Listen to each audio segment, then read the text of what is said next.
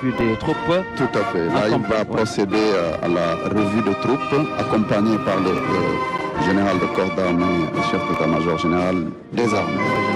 Donc, ils le font à bord du command-car, parce qu'ils vont parcourir tous les boulevards. Donc, il faut souligner ici que la revue de troupes, c'est un véritable acte de commandement. Voilà, elle est vraiment effectuée en présence de troupes militaires qui sont en armes. Et c'est fait par l'autorité qui commande, ou bien l'autorité qui préside la cérémonie. C'est important, Adama. C'est un moment de communion. C'est un moment de communion entre les chefs et les troupes. Ici, le président de la République porte véritablement sa casquette de chef suprême des armées. Et c'est une phase qui est un moment pour le président de passer en revue les symboles de la République. Il passe devant les étendards, les drapeaux des unités des forces armées, mais également des structures paramilitaires. Et il reçoit le salut des anciens combattants. Il reçoit également le salut de la jeunesse qui est représenté ici par toutes les écoles qui sont désignées, qui sont représentées pour défiler. Et là, quel corps nous avons là, il est en train de... L'école militaire de santé, c'est ça, l'école militaire de santé. Là, on est en train de voir l'école militaire de santé. Il passe devant l'école militaire de santé, là. Oui.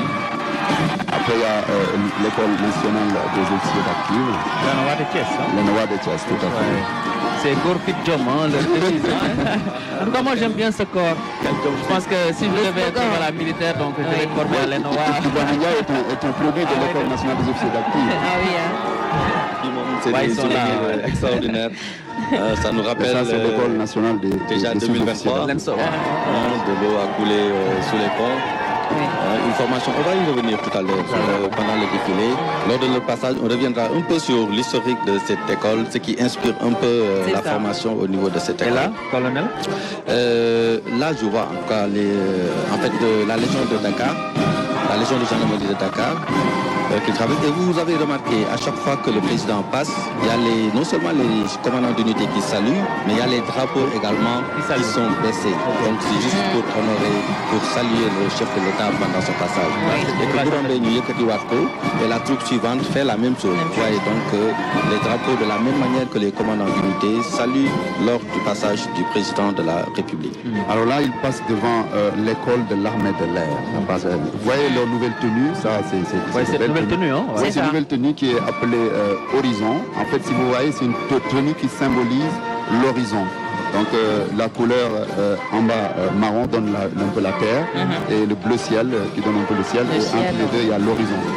Donc c'est vraiment une façon de... Alors là, on passe vers la marine nationale. Donc les meilleurs. Voilà, capitaine de vaisseau Ibrahim. On adore la marine nationale, hein? Donc là, vous voyez véritablement le président vraiment qui est en communion vraiment avec les troupes, comme je disais, parce que la revue, c'est un moment pour lui de vraiment entrer en communion, de sentir son armée. Exactement, son armée. Et c'est le chef suprême des armées, c'est sa casquette qui porte. Oui, allez-y. Tout à fait. Et là, donc il poursuit toujours. Voilà, et là c'est l'école de police, non? C'est l'unité de police, voilà. C'est ça. Bu ñu àggee foofu comme niñ ko waxee sànq rek dinañ am koo xamante ne moo fi teew également fas yéene expliquer ñu importance bi nga xamante ne défilé bi am na ko parce que pàcc boo jël rek ku ci nekk am na lu muy représenté ci yow te buñ ko fàttaliree rek Cheikh Bamba thème bi ñu choisir itam pàcc bu ñu jël également am na apport boo xamante ne am na ko ci. Oui, effectivement loo ci jël rek donc am na ci lu am solo. tout à fait unité boo ci jël rek boo jëlee souveraineté moom wàllu jumtuwaay wàllu kaaraange. c'est ça boo ci jël muy armée de terre muy marine nationale muy armée de l'air muy gendarmerie boo jëlee tamit ci biir armée de terre boo jëlee unité bu ci nekk suñu direction de service yi maanaam boo jëlee direction du matériel nga xamante ne moom moo yor lépp li jëm ci wàllu arme ak woto ci l'armée bi ñoo xam ne dañ ci am pàcc ndax industrie waaw li gendarmerie. colonel c'est la gendarmerie.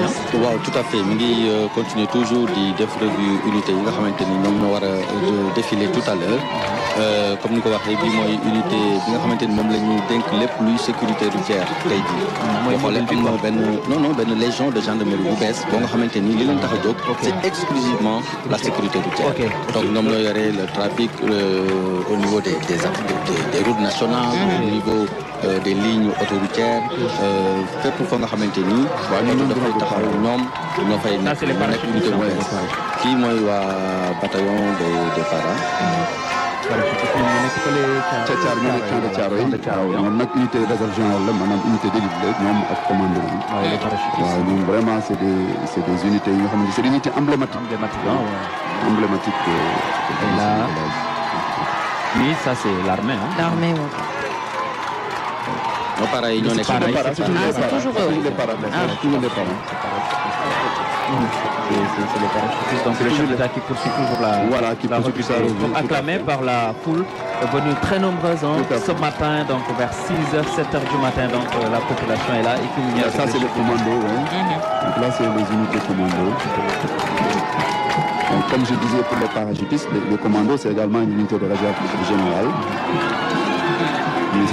Ce sont des unités qui sont mises à la disposition du chef de l'État et auxquelles on donne des missions spécifiques.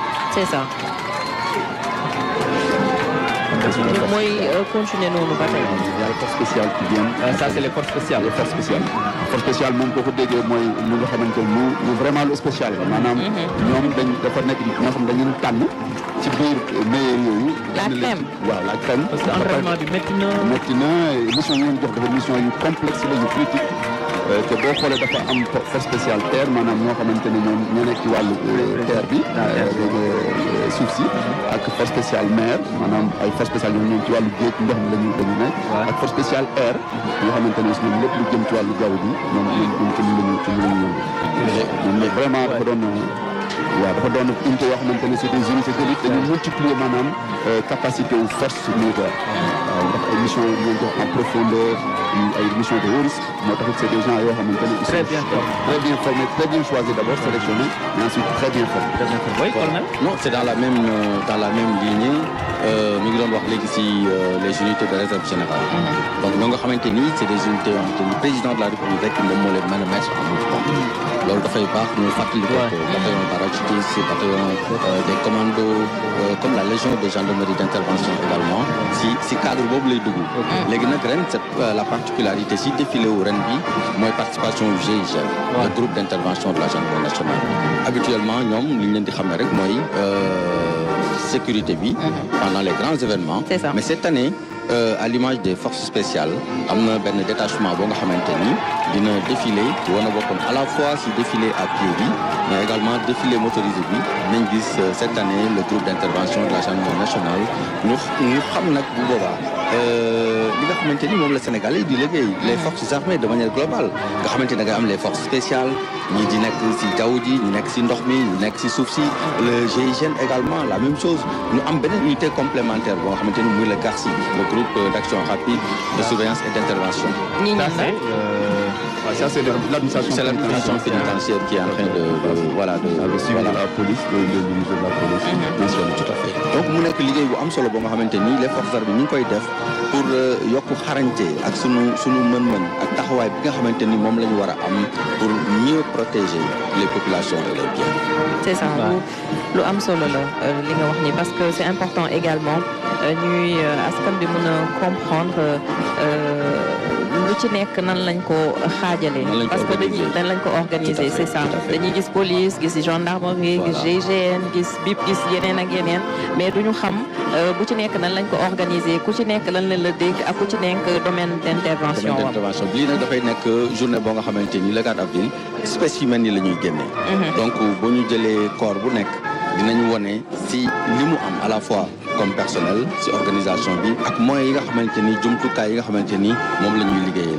woon ci ay spécimens ba Sénégalais yi ak autorités yi xam ni seen investissement yi ñu def pour que ñu protéger le Sénégal vis-à-vis des unités malveillantes ou bien en tout cas le président il est en train de faire demi-tour. Voilà.